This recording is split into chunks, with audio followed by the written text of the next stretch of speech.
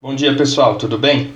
Lembra quando nós aprendemos a respeito do Renascimento, que eu comentei com vocês que o Michelangelo, que era um dos principais artistas do Renascimento, foi contratado pela Igreja Católica para pintar o teto de uma igreja que estava sendo construída, tinha acabado de ser construída, uma igreja gigantesca, muito luxuosa, lá na Itália, que inclusive é a Basílica de São Pedro, que até hoje é a igreja onde o Papa permanece.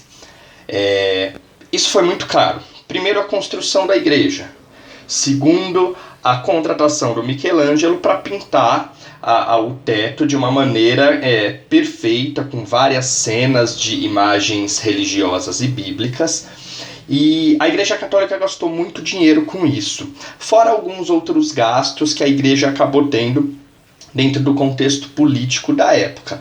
Lembrando que o Papa era uma figura religiosa, mas também exercia um poder político muito forte. Por quê?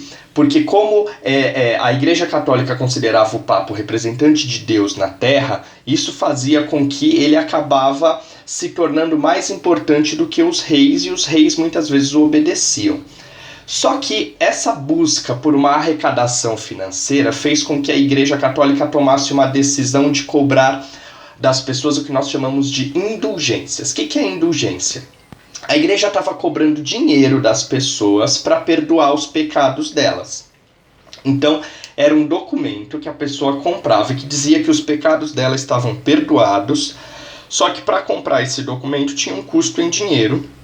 E essa decisão foi feita para tentar melhorar a situação financeira depois de todos esses gastos. Os gastos de construção da Basílica de São Pedro e os gastos do contexto político que a igreja tinha desenvolvido.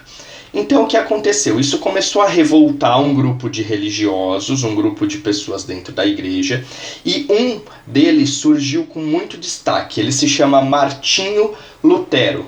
Tá bom? No ano de 1517, no dia 31 de outubro, Martinho Lutero escreveu 95 teses, ou seja, 95 ideias dele contra o que ele não concordava sobre a Igreja Católica, pendurou numa igreja na Alemanha, uma igreja bem famosa chamada Catedral de Wittenberg.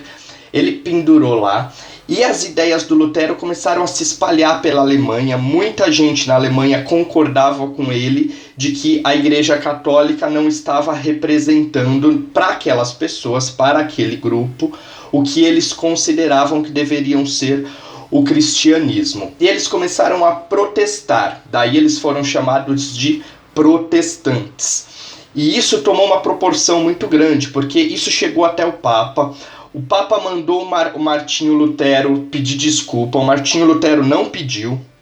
Aí o Papa expulsou ele da Igreja Católica e condenou ele à morte, só que não conseguiu capturar, ele teve que se esconder.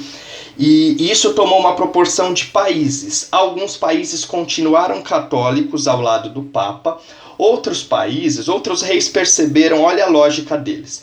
Peraí, se eu seguir essas ideias aqui, eu não preciso mais obedecer o Papa. Então eu posso me tornar um rei absoluto. Lembra do absolutismo que a gente já comentou? Então, a ideia de ser um rei com poderes absolutos fez com que muitos falassem assim: eu não vou mais respeitar o Papa, eu vou seguir essa galera que está protestando. E aí o mundo europeu se dividiu entre os católicos, que ficaram ao lado do Papa, e os protestantes, que não respeitavam mais a autoridade do Papa.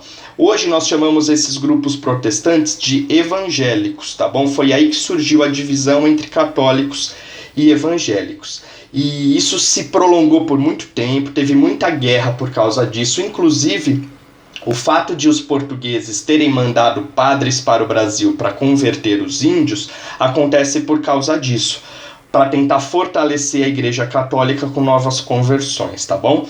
Eu estou mandando um vídeo para você no portal que vai explicar isso com mais detalhes. Na nossa live a gente vai falar mais sobre esse assunto. Esse assunto é muito importante, pessoal, porque ele vai determinar a política desses países. Então prestem muita atenção. Grande abraço.